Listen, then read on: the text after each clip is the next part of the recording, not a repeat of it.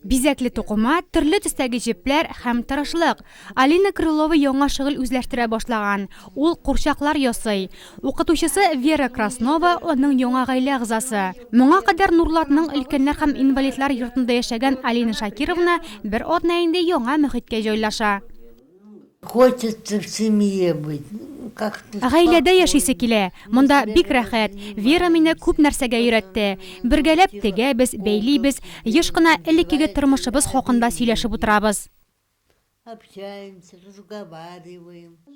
Красновлар Нурлатта өлкән кешене тәрбиягә алу республика пилот проектында катнашкан тәүге гаилә.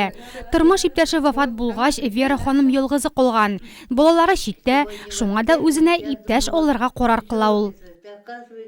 Чтобы рано утром кто-то... Иртән торгач кемгәдер хәерле иртә дип әйтү. Йокларга ятканда тыныч чыкы дип теләүче булса рәхәт бит. Бер бәйрәмдә өлкәннәр һәм инвалидлар йортында концерт куйган идек. Шунда Алинага күзем төште дә үземә алып кайтырга ният кылдым. Красновларның яңа гаилә агзасы белән Россия Федерациясе депутаты да танышты. Ольга Павлова буш кул белән килмәгән. Кунак ашы кара кашы дигәндәй, Алина Шакировна да иң беренче ясаган курчагын депутатка бүләк итте.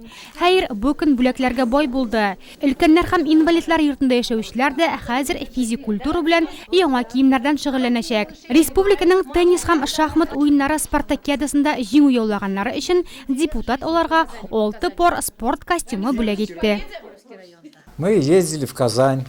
Без Казанга ярышка бардык, шахмат һәм шашка уйнадык. Көндәшләр көчле булса да, мин 3нче урынны алдым. Спорт костюмы өчен бик рәхмәт. Хәзер без спорт белән тагын да ныклап шөгыльләнә башлаячакбыз.